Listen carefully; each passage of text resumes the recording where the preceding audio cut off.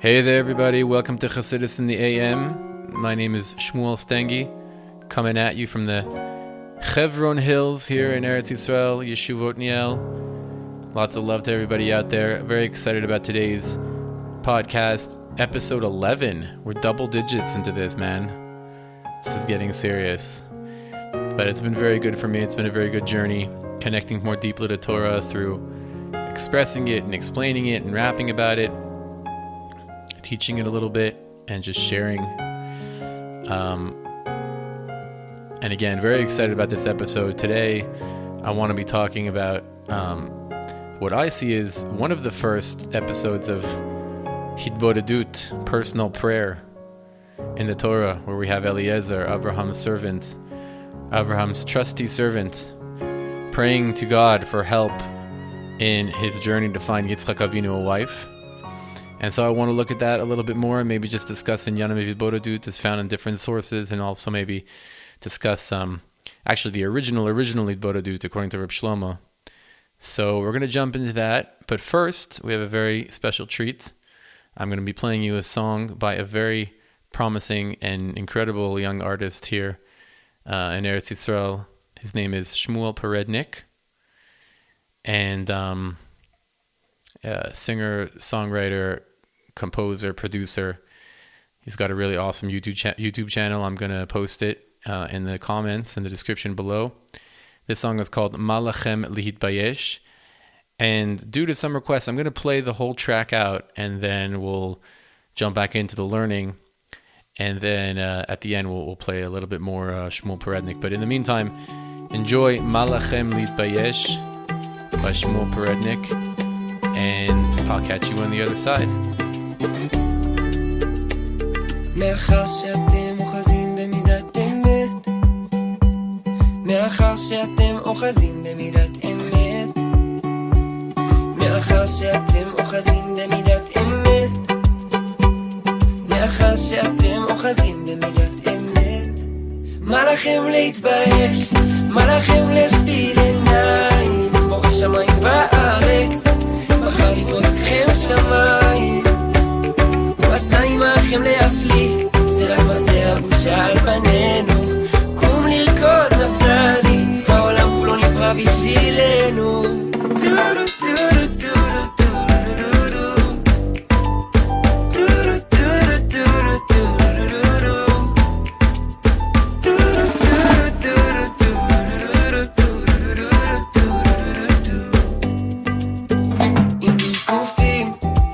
בכם תפילה והיא קריטית, המזלות מחכים לשמוע את מוצא פיכם, העירו לעולם פנים, תנו לתפארת לבקוע בעיניים, הלבנה מתכסת, אך מאחר שאתם אוחזים במידת אמת, מאחר שאתם אוחזים במידת אמת, מאחר שאתם אוחזים במידת אמת, מאחר שאתם אוחזים במידת אמת, מה לכם להתבייש? מה לכם להשפיל עיניים? בורא שמיים בארץ, בחר לברוא איתכם שמיים, הוא עשה עמכם להפליא, זה רק מסע הבושה על פנינו, קום לרקוד נפתלי, העולם כולו נברא בשבילנו.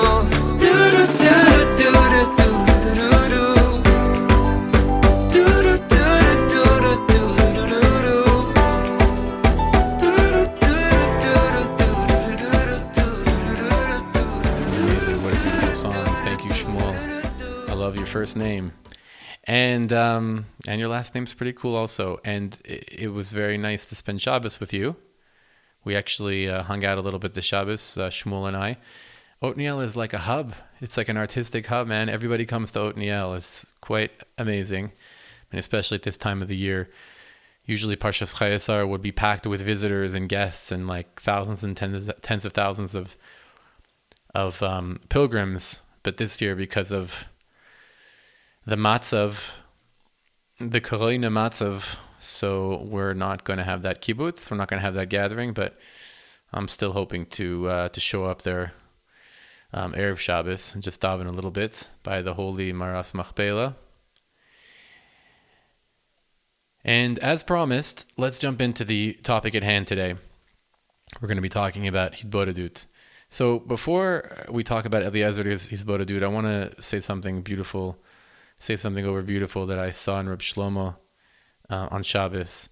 And he was talking about an amazing vort, a life-changing vort. He was talking about how the first overt mentioning of prayer, of Hitbodedut in the Torah, of talking to God in the Torah, was when Avraham was davening to Sdom, davening to Hashem about Sdom, not davening to Sdom, davening to Hashem about Sdom. And Reb Shlomo says it's a Gevalt, it's an amazing thing that the first tefillah in the Chumash is for Sdom, for the lowest, most evil place in the world. Wouldn't you think it's going to be Avram Avinu davening for children, or davening that he should become a Talmid Chacham and be super punctilious in mitzvahs and halacha, and that his kids should be Talmidei Chachamim? But no, the first episode, the first instance of prayer, of davening, of personal prayer in the Chumash is for Sdom, and trying to look for the good in Sdom and trying to flip it over, which is an amazing thing, says Reb Shlomo. And you see what came out of that from trying to look for the good points in Sdom, Avram Avinu's avodah, of looking for the good in Sdom. What came out of that? Lot was saved. And then from Lot comes Moab. And from Moab came Ruth and Boaz. And from that union came David HaMelech. So from that first tefillah already, from Avram Avinu davening for the lowest things in the world and looking for the light of God in even the most dark place, from that tefillah came Mashiach. This is a Torah of Shlomo Karlbach. I saw it in Evan Shlomo. So it's just amazing. There's nothing that we can't talk to God about. I think the lesson is, and there's nothing that's too dark that can't somehow be redeemed, that we can't somehow find a point of Hashem. And the way to reveal it is through Hitbodedut, personal prayer. And of course, this is a big thing in Breslev by Rabbi Nachman, but as we're going to see, it's pretty mainstream, and we can see it already from this Parsha, because what happens in this Parsha? Eliezer sets off on his journey, he swears to Avram that he's going to go and do his best to find a righteous woman for Yitzchak, not from the Benos Canaan, but from Avram's birthplace, Aram Naharaim. And Eliezer saddles up his donkeys, and he sets off, and he finally gets to the outskirts of the city, right? Vayivrech al Gemalim mechutz la'ir, the outskirts of the city where he was going to eventually find Rivka. El bar be'er hamayim la'es erev la'es tzeitz hashoavos. He gets to the be'er. Now, the symbol of a be'er is a very powerful one, right? It's found all over the place in Sefer Bereshis and the beginning of Sefer Shmos by Moshe Rabbeinu. The symbol of a be'er ma'im chaim, where you're drawing out life from the ground, is very, very much connected to the whole concept of tefillah, because the whole concept of tefillah, as I saw today, I think I saw it in the Shem Mishmuel, the Sefer Shem Mishmuel, the whole thing about tefillah is to draw out blessing, draw out newness, hitchadshut, from the place of potential. And the ground represents the place of potential. It's where things grow out of. And a be'er is where you pull out life, where you pull out newness and ischadshus. You guys hear that life and noise in the background? That's my life. And it's an incredible thing, and it's incredible. So the whole thing of a be'er is very connected to tefillah. And so here, and Eliezer starts with his prayer, Vayomer Adonai Elohei Adoni Avraham Hakrei na lefanai hayom va'aseh chesed im Adoni Avraham. God, he prays in the name of Avraham and the merit of Avraham. Make a chesed with me and Avraham. Kine anoichi nitzav al ein hamayim uvnois anshe ha'ir yotzos lishov. Abba, he's crying. Abba, Hashem.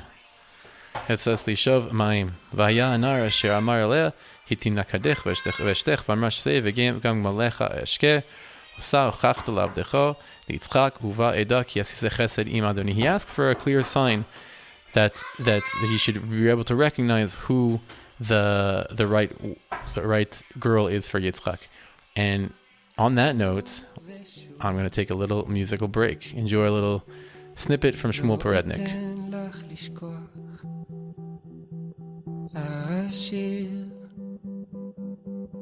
שוב ושוב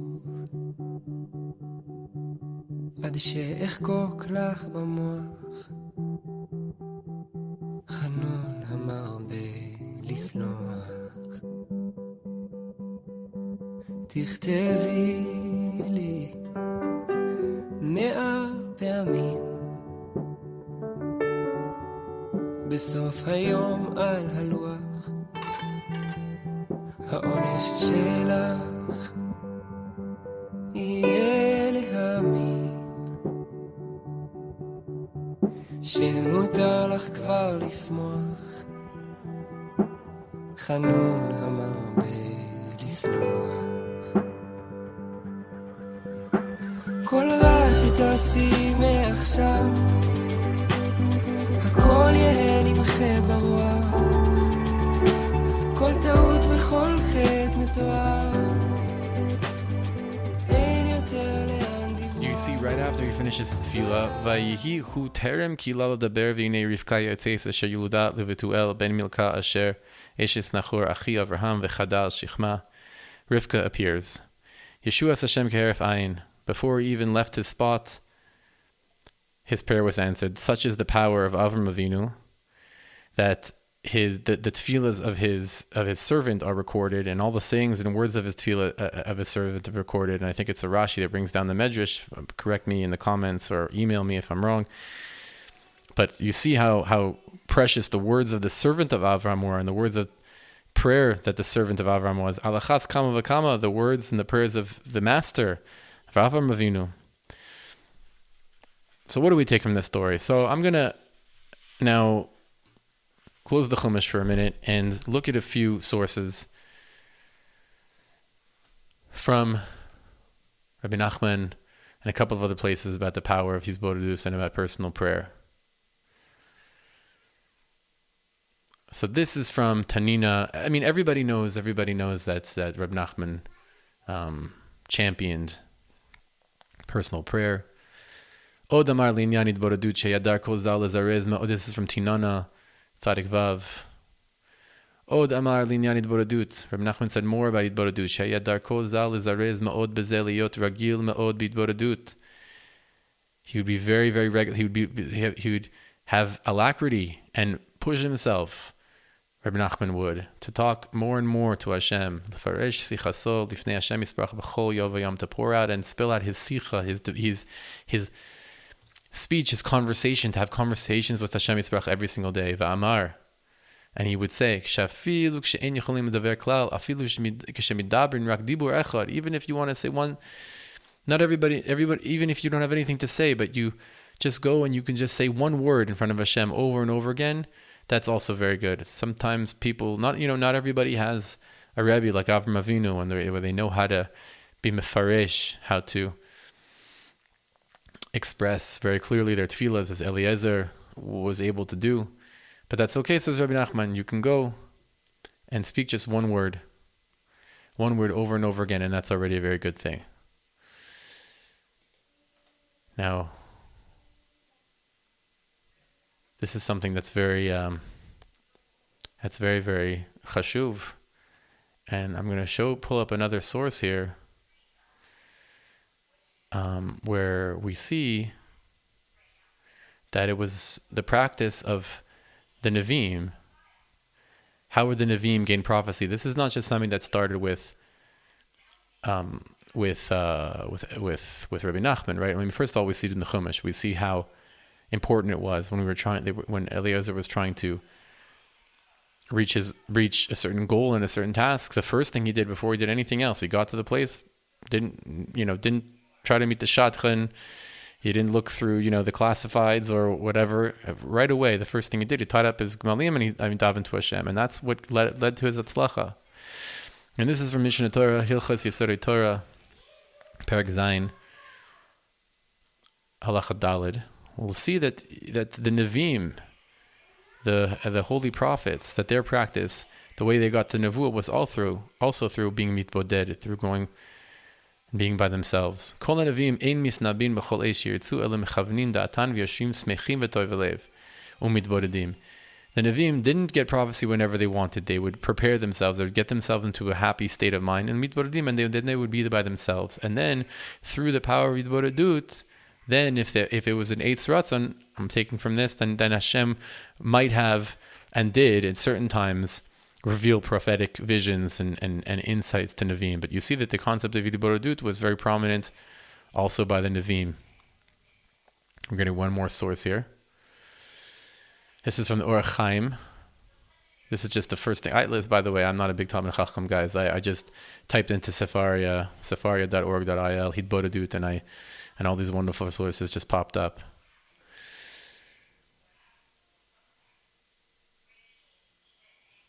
התורדות אותו עד שתישאר מחשבתו וכוונתו זכה בתפילתו ויחשוב כאילו היה מדבר לפני מלך בשר ודם, היה מסדר דבריו ומכוון בהם יפה, דבר ייכשל קל וחומר לפני מלך מלכים הקדוש ברוך הוא, שהוא חוקר כל המחשבות, וכך היו עושים חסידים ואנשי מעשה שהיו מתבודדים. So we see also from the Orach Chaim. The Orach Chaim is his commentary on how to gain focus in davening. To, if you're going to stand in front of a physical king, you'd focus your thoughts. Allah has come in front of Melech Malchim Lachem Kadosh Baruch Hu. And then he finishes at the end that this Kach Hayu Asim Chasidim V'Anshei Maaseh Shayim Mitbodedim. This is the Chasidim and the Anshei Maaseh, meaning the people who were spiritual and wanted to connect to God. They would be mitboded. The only way to really have proper kavanah when speaking to God was to be mitboded, is to daven. I find it very inspiring that this parsha hinges, and last parsha as well, hinges on hitbodedut. And we saw some key sources here about how the Nevi'im were mitboded, and the Chasidim and Shei Maaseh, and the times of the Rishonim were mitboded, and obviously the times of Rabbi Nachman. Rabbi Nachman was me'orer. He awakened this nakuda again. And I don't have any bombshell insights. I'm just personally, my friend and I have a bet, and I really don't want to lose the bet. So since we've got that bet going about like who can keep going on a daily hitbodedut the longest, I've been pretty regular. It's funny how the loss of money can motivate a person. I'm not a betting man, but when it comes to like stuff that I can control, then yeah, I'll take that bet. But really, we should learn, if we're trying to accomplish anything, if we have our goals set out for us, if we're trying to accomplish anything in the world, let's take a page from the book of Eliezer, from the book of the Chumash of this week's Parsha. Let's take a page from the Orach Chaim, page from the Rambam and the Nevi'im, and a page, of course, from Rabbi Nachman HaKadosh, Rabbi Nachman ben Vegas, Chusa Yagan Aleinu, and go out. You could be alone in your room, or go out preferably somewhere in nature outside, and just talk to Hashem and tell him what you want and tell him where you want to get to, even if you only have one word to say to Hashem, please Hashem, please Hashem. It's a very great thing, and it's a very great thing also to never give up. The power of prayer is proven. It's screaming to us right from the pages of the Parsha and the Chumash. I want to bless everybody with success, mazel and hatzlacha, and very, very sweet and beautiful hitbodedut. Here's a little bit more from Shmuel Perednik, today's featured artist on Chassidus in the AM. Hope you guys enjoyed, and I'll catch you next time.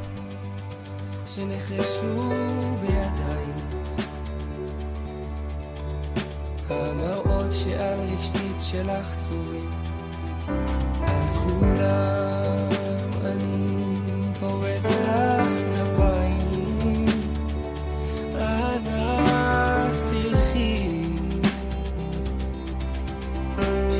עובדת לב שרק עושה לך לברוח בואי נלמד להתפלל לך שיודע גם